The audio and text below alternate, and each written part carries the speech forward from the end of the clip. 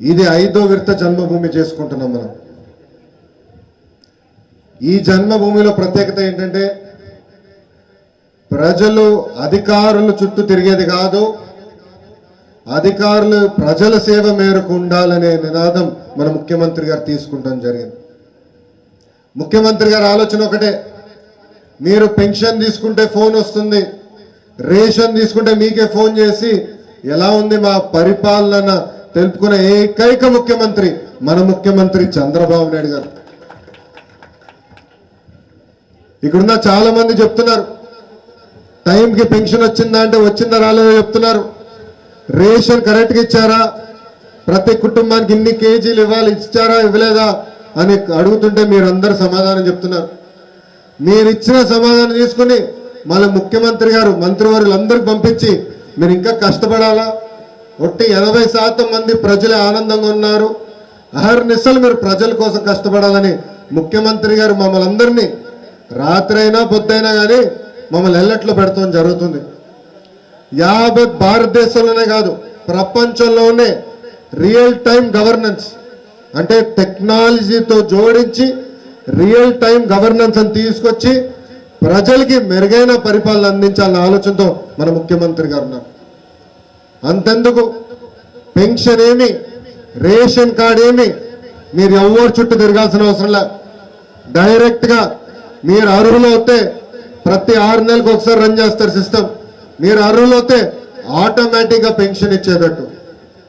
ఒకవేళ ఇల్లు మారి పెద్ద కుటుంబంలో పెళ్ళి వేరే రకాల కుటుంబం పెట్టుకుంటే ఆటోమేటిక్గా రేషన్ కార్డు ఇచ్చే ఆలోచనలో ఈరోజు యావత్ భారతదేశంలో మన ప్రభుత్వం చంద్రన్న ప్రభుత్వం ఉందని ఈ సభాముఖంగా మీ అందరికి తెలుపుతున్నాం. 2014లో రాష్ట్ర విభజన ఎలా జరిగిందో మీ అందరికి తెలుసు. కట్టుకున్న బట్టలతో మనం బయటకు ఎంటేస్తాం జరిగింది. 1 కాదు 2 కాదు 16,000 కోట్ల లోటు బడ్జెట్తో మన రాష్ట్రం మనం ఏర్పాటు చేసుకోవాలి పరిస్థితి. ఇక్కడ కలెక్టర్ గారు ఉన్నారు, మన జిల్లా కలెక్టర్ గారికి ఇల్లు ఉంటుంది, జిల్లా కలెక్టర్ గారికి ఆఫీస్ ఉంటుంది. కానీ ఆనాడు 2014లో మన ముఖ్యమంత్రి చంద్రబాబు నాయుడు గారికి ఒక ఆఫీస్ కానీ ఇల్లు లేని పరిస్థితి. నాకు ఈ రోజు కూడా బాగా గుర్తు, మన బెజవాడలో మన ఇరిగేషన్ డిపార్ట్మెంట్ వాళ్ళ బిల్డింగ్ లో క్యాంప్ ఆఫీస్ మనం ఏర్పాటు చేసుకున్నాం. మార్పులు చేర్పులు చేయడానికి సమయం పట్టినా మన ముఖ్యమంత్రి గారు అక్కడ కూర్చుని పరిపాలన ప్రారంభించారు. రాత్రి అయగల బస్సులో పడుకున్నారు. మీరందరూ ఒక్కసారి ఆలోచించండి, ఉమ్మడి రాష్ట్రానికి పెద్ద ఆంధ్ర రాష్ట్రానికి ముఖ్యమంత్రిగా పరిపాలించిన వ్యక్తి మన చంద్రబాబు నాయుడు గారు. అలాంటిది చిన్న రాష్ట్రమైనా సమస్యలు చాలా ఎక్కువ ఉన్నాయి, ఒక పద్ధతి ప్రకారం పరిష్కారం చేయాలన్న ఆలోచనతో మనం ముందరికెళ్తున్నాం.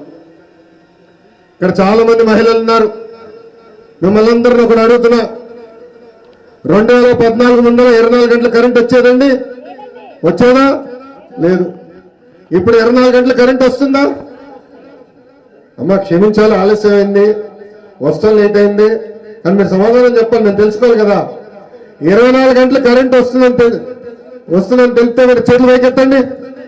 24 గంటల కరెంట్ వస్తుంది.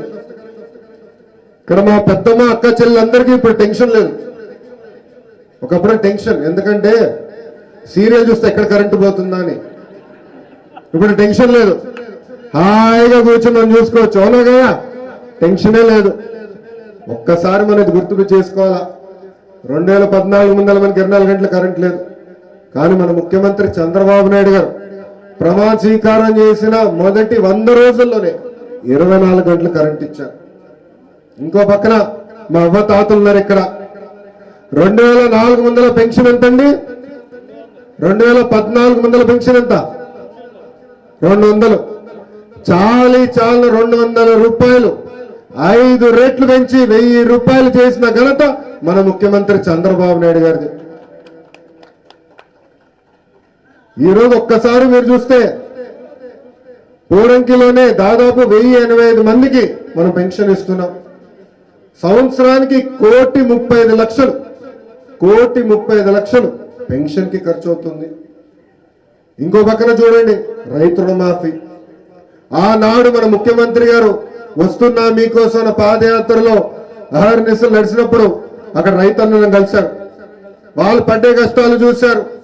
దాంట్లో భాగంగా ఆయన ఒక్కటే హామీ ఇచ్చారు, వ్యవసాయానికి రైతులు ఎవరైతే రుణాలు తీసుకున్నారో మాఫీ చేస్తాను ఆ రోజు హామీ ఇస్తాం జరిగింది. దాంట్లో భాగంగా మన గ్రామంలో 1287 మందికి 2,89,00,000 రూపాయలు ఖర్చు పెట్టి రుణమాఫీ చేసిన ఘనత కూడా తెలుగుదేశం ప్రభుత్వాన్ని. ఇంకో పక్క మీకు తెలుసు, నీరు లేకపోతే వ్యవసాయం చేసాక ఏముండదు. అందుకే యుద్ధ ప్రాతిపదికంగా కృష్ణా నదిలో కొంచెం నీళ్లు తక్కువ ఇబ్బందే. అందుకే యుద్ధ ప్రాతిపదికంగా గోదావరి నదిని కృష్ణా నదిని రెండుని అనుసంధానం చేసిన ఘనత మన ముఖ్యమంత్రి చంద్రబాబు నాయుడు గారి. ఈ మాసంలోనే దాదాపు 105 టీఎంసీలు ఏదైతే గోదావరి జలాలు సముద్రానికి వెళ్తున్నాయో ఆ జలాల్ని మళ్లించి మన జిల్లాకి తరలించారు. ఇక్కడ రైతులు చాలా మంది ఉన్నారు. మనందరికి ఎంత ఆదాయం వచ్చిందో మీ అందరికి తెలిసిందే. ఇంకో పక్కన డ్వాక్రా మహిళలు ఉన్నారు. డ్వాక్రా సంఘాలు ఉన్న మహిళలందరూ చేతులు పైకెత్తండి. మహిళలందరూ ఉన్నారు ఇక్కడ. ఆనాడు ముఖ్యమంత్రి ఒక హామీ ఇచ్చారు, సంఘంలో ఉన్న ప్రతి మహిళకి 10,000 రూపాయలు ఇచ్చి ఆదుకుంటానని ఆ రోజు హామీ ఇస్తాం జరిగింది. దాంట్లో భాగంగా ఇప్పటికీ 6,000 రూపాయలు ఇస్తాం జరిగింది. తొందరలోనే ఆ బ్యాలెన్స్ 4,000 రూపాయలు ఇస్తాను కూడా ఈ సభాముఖంగా నేను మీ అందరికీ హామీ ఇస్తున్నా. ఈ రోజు జన్మభూమి కార్యక్రమాల్లో ఇక్కడ మనందరం కూర్చుంది ఆరోగ్యం గురించి మాట్లాడడానికి. మనకు ఆరోగ్యం లేకపోతే ఇంట్లో ఆనందం ఉండదు. ఒక్కసారి డెంగ్యూ కానీ మలేరియా కానీ నేను ప్రసాద్ గారు ఇప్పుడే చెప్పినట్లు క్యాన్సర్ కానీ ఒక వ్యాధి వస్తే మళ్ళీ పేదరికంలోనే కూలిపోతాం. చాలా ఖర్చు అవుతుంది. అందుకే ముఖ్యమంత్రి గారి ఆలోచన ఒకటే, గర్భిణీ స్త్రీలో బిడ్డ పెరుగుతున్న దగ్గర నుంచి పుట్టిన తర్వాత మళ్ళీ ఆ బిడ్డ పెరిగే వరకు మళ్ళీ చివరిగా మనం ఏదైతే వయసు భారం వల్ల చనిపోతే అహర్నిశలు ఆదుకోవాలన్న ఆలోచనతో ముఖ్యమంత్రి గారు ఉన్నారు. అంటే బిడ్డ పుట్టే ముందల దగ్గర నుంచి చనిపోయే వరకు ప్రభుత్వం అనుసంధానం అవ్వాలి అనే ఆలోచనతో ముఖ్యమంత్రి గారు ఉన్నారు. ఒక్కసారి ఇక్కడనే కలిశాను చాలా మంది గర్భిణీ స్త్రీల్ని. వాళ్ళందరూ ఒకటే చెప్పారు, అయ్యా నేను ఇట్లా ప్రెగ్నెంట్ అయ్యానని చెప్పిన వెంటనే అంగన్వాడీ కేంద్రాల్లో మంచి పౌష్టికాహారం ఇస్తున్నారు. దాని తర్వాత పిల్లోడు పుట్టిన వెంటనే అంగన్వాడీ కేంద్రాలు తీసుకెళ్లి అక్కడ చదువు చెప్తున్నాం. మీరందరూ ఒక్కసారి ఆలోచించండి. 2014 ముందల అంగన్వాడీ కేంద్రాలు సొంత భవనాలు ఉండేదా? లేదు. అద్దెకు తీసుకున్న భవనాలు ఎప్పుడు కూలిపోతే తెలియవు. ఇప్పుడు అద్భుతంగా పెయింటింగ్లు రంగులు వేసాం, టీవీలు పెడుతున్నాం. పిల్లలకి ఏదైతే 3 సంవత్సరాల లోపు ఉన్న పిల్లలందరికీ ఒక పద్ధతి ప్రకారం చదివించాలని ఆలోచనలో ఉన్నాం. అదే కాదు, పెరిగేటప్పుడు వైద్య పరీక్షలు, ఈరోజు వైద్య పరీక్షలు కూడా ఉచితంగా ఇస్తున్నాం. ఇంకో పక్కన ఎన్టీఆర్ వైద్య సేవ కింద గతంలో 944 వ్యాధులు ఎన్టీఆర్ వైద్య సేవలో కవర్ అవుతే అదనంగా 100 వ్యాధులు మనం యాడ్ చేసి అంటే 1044 వ్యాధుల్ని ఈ రోజు ఎన్టీఆర్ వైద్య సేవలో కవర్ చేస్తున్నాం. అదే కాకుండా ఇంకో పక్కన మీరు చూస్తే గతంలో 2 లక్షల రూపాయల సీలింగ్ ఉండేది ఎన్టీఆర్ వైద్య సేవలో, అది కూడా 2.5 లక్షలకి పెంచిన ఘనత మన ముఖ్యమంత్రి చంద్రబాబు నాయుడు గారిది. పొరపాటున ఎవరైనా చనిపోతే అంతిమ యాత్రలు కూడా ఈరోజు మన మహాప్రస్థానాన్ని ఏర్పాటు చేసి బండి పెడుతున్నాం. వాళ్ళ మృతదేహాన్ని మళ్ళీ గ్రామాలకి తరలించే బాధ్యత కూడా తీసుకుంటున్నాం. అంటే తల్లి బిడ్డ ఎక్స్ప్రెస్ దగ్గర నుంచి చివరిగా అంతిమ యాత్రలు కూడా ఈ రోజు ప్రభుత్వం మీతో అండగా నిలబడుతుంది. ఒక్కసారి మీరు ఆలోచించండి, ప్రమాదపు శాతం ఎవరైనా చనిపోతే చంద్రన్న బీమా కింద 5 లక్షల రూపాయలు ఇచ్చి ఆదుకున్న ఏకైక ప్రభుత్వం తెలుగుదేశం ప్రభుత్వం. అదేవిధంగా న్యాచురల్ డెత్ అవుతే 2 లక్షల రూపాయలు ఇస్తుంది ప్రభుత్వం. యావత్ భారతదేశంలోనే ఏ ప్రభుత్వం చేయట్లేదు, ఈ విధంగా చేస్తున్నాం.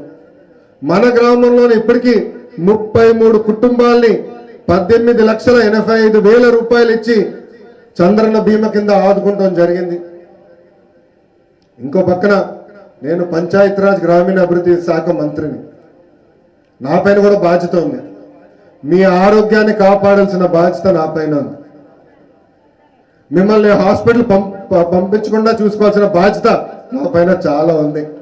అది 2-3 రకాలుగా ఉంది. ఒకటి, తాగునీరు. ఎప్పుడెప్పుడో కట్టిన ఓహెచ్ఎస్ఆర్లు అవి ఎప్పుడు పడిపోతాయో భయం. అవి జాగ్రత్తగా మళ్ళీ కాపాడుకోవాలి, వర్కులు చేయించాలని మంత్రి అయిన తొలి వారంలో 45 కోట్ల రూపాయలు కేటాయించి లీక్లున్న ఓహెచ్ఎస్ఆర్లన్నీ శుభ్రం చేసి రంగులు పూసిన తర్వాత చేస్తాం జరిగింది. అదే కాదు, ఈరోజు ఆన్లైన్ టెక్నాలజీ జోడించాం. ప్రతి ఓహెచ్ఎస్ఆర్ లో ఇప్పుడు సెన్సార్ పెడుతున్నాం. మీరు తాగే నీరు ఎలా ఉందో మేము తెలుసుకుంటున్నాం. సచివాలయంలో ఇప్పటికి పైలట్ ప్రారంభించాం. రాబోయే 3 నెలల్లో ఆంధ్ర రాష్ట్రంలో ఉన్న 18,000 ఓహెచ్ఎస్ఆర్స్ లో మనం ఈ డివైస్ ని పెట్టి మీరు తాగే నీరు ఎలా ఉందో నేను చూసే అవకాశం వస్తుంది. అదే కాకుండా ఆన్లైన్ లో క్లోరినేషన్ కానీ ఈ నీటిని శుద్ధి ఎలా చేయాలో కూడా మేము ఆలోచిస్తాం జరిగింది. మంత్రి అయిన తర్వాత ప్రతి ఓహెచ్ఎస్ఆర్ ఒక పద్ధతి ప్రకారం శుభ్రం చేయాలని నేను ఆదేశాలు జారీ చేస్తాం జరిగింది. నేనే మానిటర్ చేస్తున్నా. జిల్లా అధికారులందరూ ఇక్కడ ఉన్నారు. వాళ్ళందరూ నాకు ఫోటోలు పంపిస్తున్నారు. క్లోరినేషన్ ఎంత జరిగింది, మేము ఎంత శుద్ధి చేస్తున్నాం. అదే కాకుండా ఈ ఓహెచ్ఎస్ఆర్లు కూడా క్లీనింగ్ మేము రాష్ట్ర స్థాయిలో చూసుకోవడం జరుగుతుంది. ఇంకో పక్కన ముఖ్యమంత్రి గారు ఒకటి చెప్పారు, ఇంటింటి కుళాయి ఇవ్వాలి. 2019 నాటికి ఇంటింటి కుళాయి ఇవ్వాలని ఆదేశాలు జారీ చేస్తాం జరిగింది. దాంట్లో భాగంగా మొదటి విడతలో మన కృష్ణా జిల్లా రాబోయే జూన్ నాటికి ప్రతి ఇంటికి కుళాయి ఇవ్వబోతున్నామని ఈ సభాముఖంగా మీ అందరికీ నేను హామీ ఇస్తాం జరుగుతుంది. అదే కాదు, ఒక కాల్ సెంటర్ ఏర్పాటు చేశాం. ఈరోజు మీకు ఒక పెద్ద ఆయుధం ఇచ్చాం. 1100 ఈ నంబర్ ఫోన్ చేసి మీకు తాగునీటి సమస్య ఉంటే నాకు తెలుస్తుంది. ఈ నంబర్కి ఫోన్ చేసి మీరు తాగే నీరు సరిగలేకపోతే నాకు తెలుస్తుంది. ఈ నంబర్కి మీరు ఫోన్ చేసి చెప్తే మీ గ్రామం పరిశుభ్రం ఎలా ఉందో నాకు తెలుస్తుంది. అందుకే దయచేసి ఇది కూడా వినియోగించాలని మిమ్మల్ని అందరినీ కోరుతున్నా. ఇంకో పక్కన మనకి డ్రైనేజ్ సమస్య, గ్రామాల్లో మనకి డ్రైనేజ్ సమస్య చాలా తీవ్రంగా ఉంది. దాంట్లో భాగంగా నేను మంత్రి అయిన తర్వాత మొదటి విడతలో 157 మేజర్ గ్రామాలు ఏదైతే ఉన్నాయో అవన్నిటికీ అండర్ గ్రౌండ్ డ్రైనేజ్ కూడా అనౌన్స్ చేస్తాం జరిగింది. దాంట్లో భాగంగా 2700 కిలోమీటర్లు డ్రైనేజ్ చేస్తున్నాం. దానికి దాదాపు 670 కోట్ల రూపాయలు కేటాయిస్తాం జరుగుతుంది. ఒక్కసారి మీరు ఆలోచించండి, విజయవాడలో లేదండి అండర్ గ్రౌండ్ డ్రైనేజ్, పట్నంలో లేదు అండర్ గ్రౌండ్ డ్రైనేజ్.